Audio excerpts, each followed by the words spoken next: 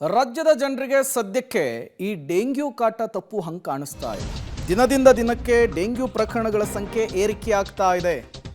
ಈ ಪ್ರಕರಣಗಳ ಸಂಖ್ಯೆಯಲ್ಲಿ ಹೆಚ್ಚಳವಾಗ್ತಾ ಇರುವ ಹಿನ್ನೆಲೆಯಲ್ಲಿ ಆರೋಗ್ಯ ಇಲಾಖೆಯಿಂದ ಹೊಸ ಗೈಡ್ಲೈನ್ಸ್ ಮಾರ್ಗಸೂಚಿ ಪ್ರಕಟವಾಗಿರುವಂಥದ್ದು.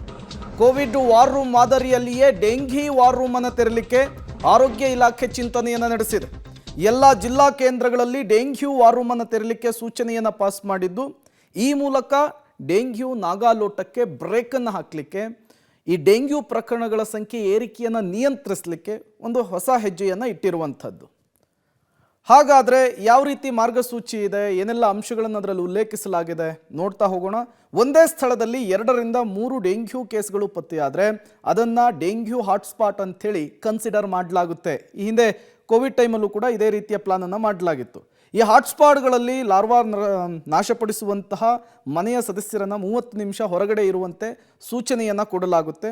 ಅದಾದಮೇಲೆ ಈ ಡೆಂಗ್ಯೂ ಪಾಸಿಟಿವ್ ಆದಂತಹ ಸ್ಥಳಗಳಲ್ಲಿ ಫೀವರ್ ಕ್ಲಿನಿಕ್ಗಳನ್ನು ಓಪನ್ ಮಾಡಬೇಕು, ಅವರಿಗೆ ತತ್ಕ್ಷಣಕ್ಕೆ ಚಿಕಿತ್ಸೆ ಕೊಡಿಸ್ಲಿಕ್ಕೆ ಬೇಕಾದಂತಹ ಪ್ಲಾನ್ ಆಗಬೇಕು ಅನ್ನುವಂತಹ ಅಂಶವನ್ನು ಕೂಡ ಉಲ್ಲೇಖಿಸಿದ್ದಾರೆ. ಜೊತೆಗೆ ಈ ಹಾಟ್ಸ್ಪಾಟ್ಗಳಲ್ಲಿ BPL ಕಾರ್ಡುದಾರರಿಗೆ ಸೊಳ್ಳೆ ನಿರೋಧಕವನ್ನು ಕೊಡಲಾಗುತ್ತಂತೆ. ಜೊತೆಗೆ ಬೇವಿನ ಎಣ್ಣೆ ವಿತರಣೆ ಮಾಡಬೇಕು, ನಂತರ ಕೈಕಾಲು ಕುತ್ತಿಗೆಗೆ ಹಚ್ಚಿಕೊಳ್ಳಲು ಸೂಚನೆಯನ್ನು ಕೊಡಬೇಕು ಅಂಥೇಳಿ ಕೂಡ ಗೈಡ್ಲೈನ್ಸ್ನಲ್ಲಿ ಉಲ್ಲೇಖ ಮಾಡಲಾಗಿದೆ. ಡೆಂಗ್ಯೂ ಪಾಸಿಟಿವ್ ಆದಂತಹ ವ್ಯಕ್ತಿಯನ್ನು ಜ್ವರ ಕಾಣಿಸಿಕೊಂಡ 14 ದಿನಗಳ ಕಾಲ ಪಾಲನೆ ಮಾಡೋದು, ಅಂದರೆ ಆತನನ್ನು ಆರೈಕೆ ಮಾಡುವಂತಹದ್ದು, ಆತನ ಮೇಲೆ ನಿಗಾ ಇಡಬೇಕು ಅನ್ನುವಂತಹ ಸೂಚನೆಯನ್ನು ಕೂಡ ಪಾಸ್ ಮಾಡಲಾಗಿದೆ.